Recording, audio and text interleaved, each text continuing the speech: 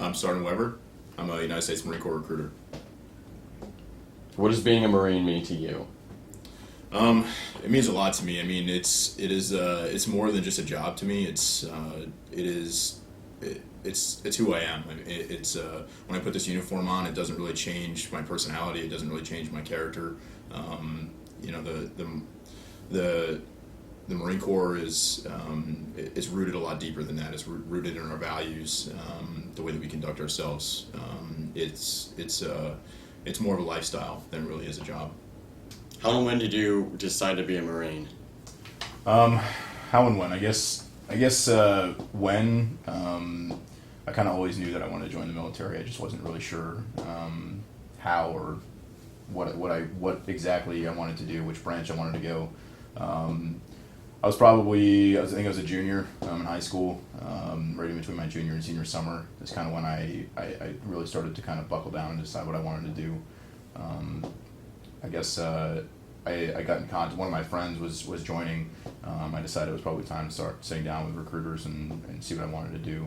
And I sat down with the Marine Corps and the Marine Corps recruiter, and I just decided that I didn't really need to see the other ones. The how, I guess, kind of behind it was, I sat down with him. I had to wait for my 17th birthday to roll around, which was the beginning of my senior year, and so I started the process with him, and I joined like the day after my 17th birthday. So, what did you do to prepare for boot camp?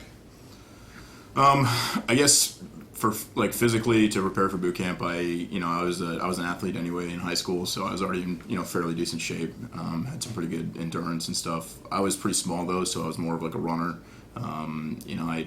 That was my strong point, was running, and I had a pretty good core strength and all that good stuff. The thing that I really lacked in was upper body strength. I didn't really have like a ton of arm strength and chest and back. Those muscles just really hadn't developed. So I worked by myself a lot, just working on push-ups and pull-ups and kind of going to the gym. And I worked with my recruiter as well. He spent some time just in the gym with me, like showing me some things that I could do to really get there. Physically, I really prepared on my own. Mentally, there really isn't a whole lot you can do. I mean, I think that the kind of person you are, the kind of environment you grow up in, your personal drive and determination, I think those are the things that mentally will make it through boot camp for you. But as far as mentally preparing yourself for that type of environment, it's almost impossible. You can try to tell yourself all you want that you're ready, but you don't know until you actually get there. So that's the kind of stuff that I did, and that's the kind of stuff I try to pass on to other people. What was boot camp actually like? That's an interesting question. Boot camp is it's something that is very difficult to explain. It's an environment that you really can't fully prepare yourself for. It is supposed to be that way. It is supposed to be utter culture shock, which it is. You come from, everybody comes from different backgrounds. You may have, a good family life, a bad family life. You may come from, a fairly well-to-do family or a poor family. Your parents may be strict or they may have been easy. It doesn't really matter, because once you get there, it's unlike anything you've ever experienced. You're pretty much stripped of all sense of time, sense of power, basically, because you have no control over what you're doing, where you're going, what you're going to be doing next, and it's all very humbling. So boot camp in the beginning is very humbling. I guess that's the best word you could use to describe it. Some people deal with that better than others. Some people are able to kind of just deal with that and be humbled, and that's the best thing you can do is just kind of realize that you're there and that you're going to make the best out of it. Other people have a little bit harder time with it. It takes a little bit longer, but it'll happen eventually. It's culture shock. I mean, you get there and you're not expecting, you don't really know what to expect. And I guess that's the biggest fear. One of the things I run into the most is people just are scared of it because they don't know what to expect. And that's there's no way to prepare somebody for that. I mean, you can't explain enough of it to explain away the fear, because it's the unknown. But it's a very different environment, and once you get used to it, once you've been there for a little while, because it's long. I mean, it's 13 weeks. Once you get through those first like 3 to 4 weeks, everybody kind of goes through their own little transition period. You get to a point where it's fun. You get to a point where you're enjoying it. You get to a point where it becomes easy to you, because you literally, it's the same routine every day. You realize that, they're basically doing everything for you. They're telling you what to do, when to do it, how to do it. So it becomes very easy once you let go of all that pride, and just do what you're told when you're supposed to do it. It's easy. Was it what you expected? Yes and no. I mean, like I said before, it's I guess it was what I was expecting, because I was kind of told, I was prepared for it by my recruiter, and other people that I had talked to. So there's little bits and pieces of it that you can say, some of the movies and documentaries really do a good job capturing it. Some of the actual events that you're going to be doing and that kind of stuff. So, I guess it was what I expected. But in the same sense, like I said before, there's really no way to completely prepare yourself mentally for it, because until you're actually there in that environment, in the situation, you really can't prepare for it. You really can't expect anything. You just you kind of have to go into it and just and deal with it as it comes. After boot camp was over and you're officially Marine, what did it feel like? Wow, that's a question that is pretty hard to answer. I've tried to explain that to people many a times, especially now being a recruiter. That's a question that I get pretty often. Is what is it? What's it like when you finish? It is it's tough to put into words. The hard work that you put into, I mean, not only just like working up to going to boot camp, all the time and effort and all the paperwork and all the stuff that you go through getting ready for actually going there. But 13 weeks is a long time, especially at 17, 18 years old. And you go there, and it's tough, mentally and physically challenging every day for 13 weeks. It's a long time, and then you get to that point where you're getting ready to graduate, and it's a feeling that you can't. There's a sense of pride. There's a sense of accomplishment. There's a self-confidence that comes with it that never goes away. That's kind of one of our. It's one of the things that people look at Marines, and we always have some nicknames: Jarheads, Leathernecks, and we're kind of known to be a little arrogant, a little cocky. But I think that comes from the 13 weeks of challenges that we overcome to earn that title, and that's something that you can't put into words. I mean, I'd be lying straight to your face if I told you that I didn't cry. As I stood there that day, and I don't think there was another guy standing there out of a platoon of 90. I graduated with about 90 other Marines, and after what you've been through together and what you went there to accomplish that goal, and you've made it there. It's like standing on top of a mountain, man. There's nothing you can really do to explain that. It's inexplainable. It really is. The fact that you're so physically exhausted and mentally drained that when they actually do come by and like shake your hand and like they give you one of these. They give you the equal of an anchor, and they call you Marine for the first time, and it's the drill instructors that do it. So it's those drill instructors that have literally treated you like a pile of shit. That's the way they treated you for 12 weeks, and all of a sudden they like shake your hand, they're like, "Congratulations, Marine," and they hand you your little pin, and you're like, "Daddy." The Army, Navy, the Air Force, Coast Guard, it's like you sign a piece of paper. There you are. That's you just got your title. You're a soldier. You're a sailor. You're an airman. When you go to boot camp, you're called private. You're called airman. You're called seaman. Whatever it is when you're in the Navy. Marine Corps, it's not like that. Like we don't give you anything. You don't get handed nothing. You basically sign away your when you sign our piece of paper, you're like, yeah, I'm going to go down there and earn my way. I'm basically getting a chance to go and earn the title. Like you become lower than what you actually were. You're a recruit at that point, and you don't get called. You don't told you're a Marine. You don't get told you're in the Marine Corps. You're nothing. You just get called recruit for 13 weeks, and then all of a sudden one day they're like, congratulations, Marine, and that's the only reason you've been there and gone through all that. So it's totally different. What was your role in the Marines? I guess so. Officially, I have two different jobs. My actual job, we call it a MOS, or a military occupational specialty. My job, I'm an infantryman. I served as an infantry guy. My specific job in the infantry, I was an O351, which that is demolitions and anti-tankman. So basically, I carried basically a rocket launcher that was used to take out bunkers and in place buildings. Tanks were there to protect the infantry guys from tanks and artillery. And then the other part of that job is demolitions. So I get to blow stuff up.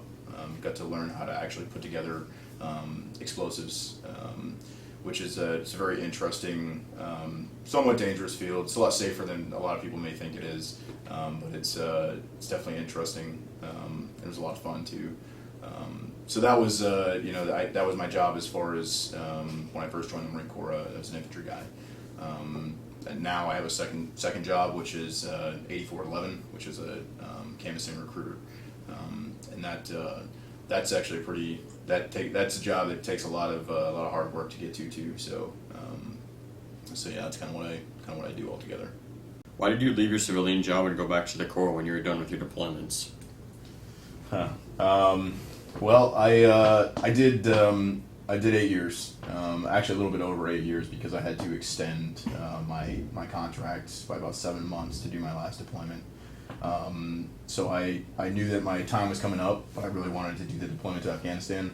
I'd spent a lot of time with my guys, and at this point, as a sergeant, you're responsible for a squad of 13 other Marines. I trained them for a couple of years, and I didn't want to send them by themselves, so I extended my contract to go on that deployment.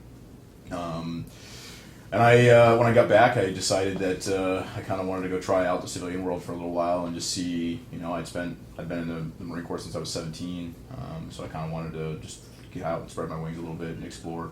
And I wanted to pursue college again, because I had done a little bit of college while I was in. I just want to kind of focus on that for a little bit. On top of that, I was a little bit older, so I started a family, and thought that was kind of the way that I wanted to go. That lasted all of about 2 months.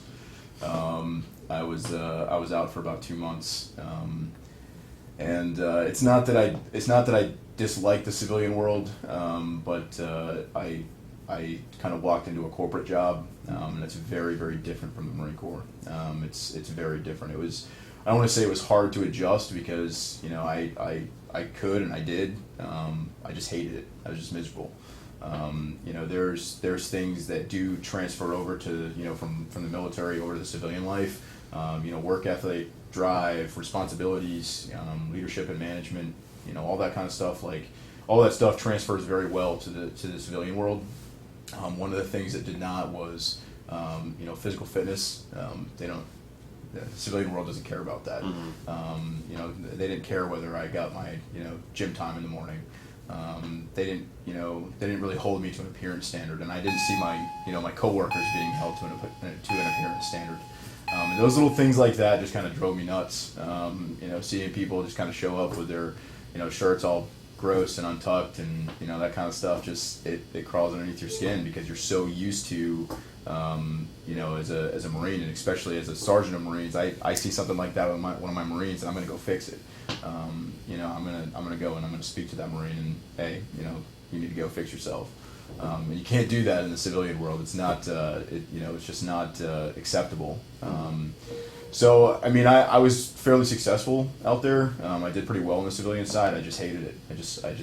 I love the Marine Corps. I needed a little time away from it to realize that. And I had that time, and I went back in.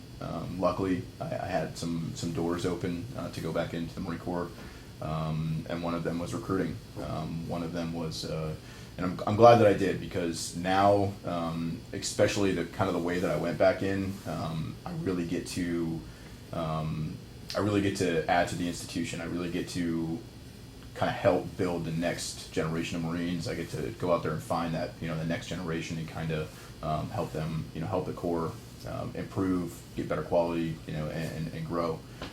So it was a really cool way to come back in. It was a really it was a unique opportunity for me. So I kind of grabbed a hold of it. And that little time away, it just made me realize that I wanted to finish my career, and definitely do my 20 years. So that's kind of why. So as a recruiter, what do you stress the most to people that want to join? I guess one of the biggest things that I stress is specifically for the Marines. When I sit down and talk to somebody, I'm more looking to see what kind of stuff they're interested in, to see if the Marine Corps is the right fit for them. The Marine Corps is in a very unique spot right now where we really we're not really looking for quantity. We're looking for a smaller quantity of new applicants with a much higher quality. So that kind of puts me in a unique situation where I could talk to somebody about whether the Marine Corps is even right for them. And that's something that I definitely stress, is that the Marine Corps is not for everybody. The military is really not for everybody.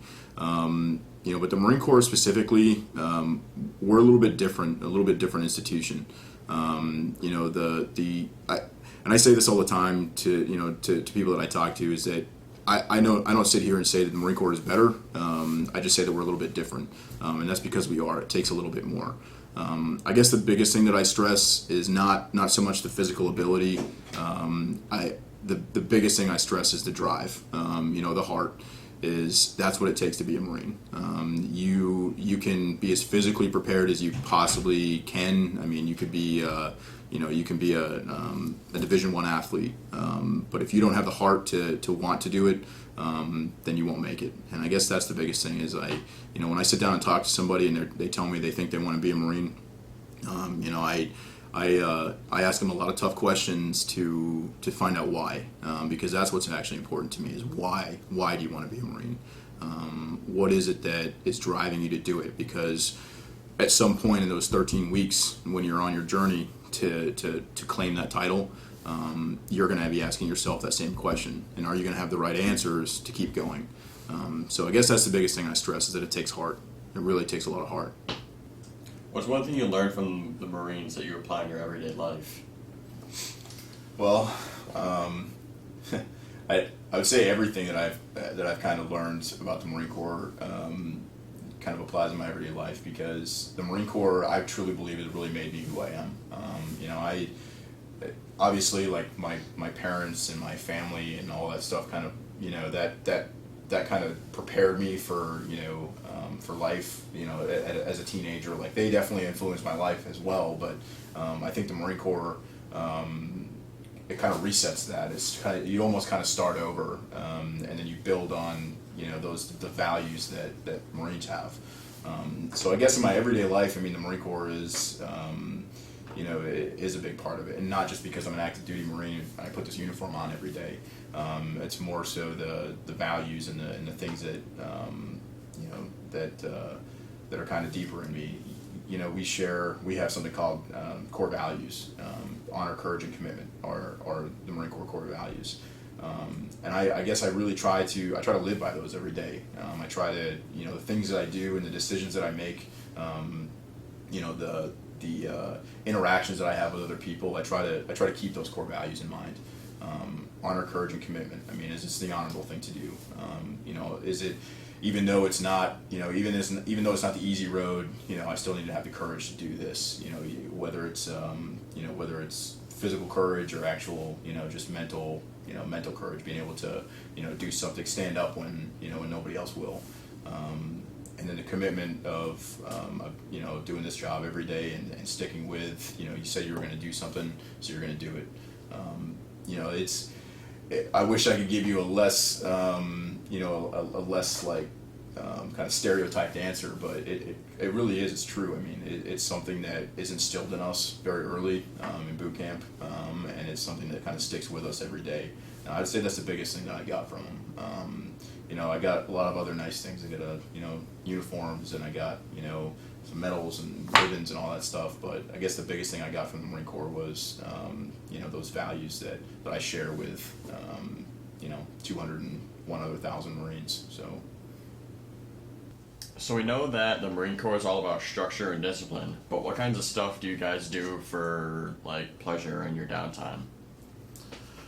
Yeah, there definitely is there's definitely like a misconception that we're all kind of walking around like on the front lawn of the White House like you see on TV sometimes, and never all straight faced and all that stuff. But it's that's definitely not the case.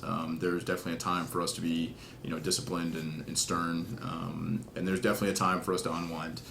Life as a Marine is very interesting because when you join the Marine Corps, you're basically being accepted into a brotherhood or a family, and when you graduate from boot camp and you're around all your other Marines, those are like brothers. So the same stuff that anybody with like siblings, the same kind of trouble that you get into with your siblings is the same kind of stuff that we do as Marines.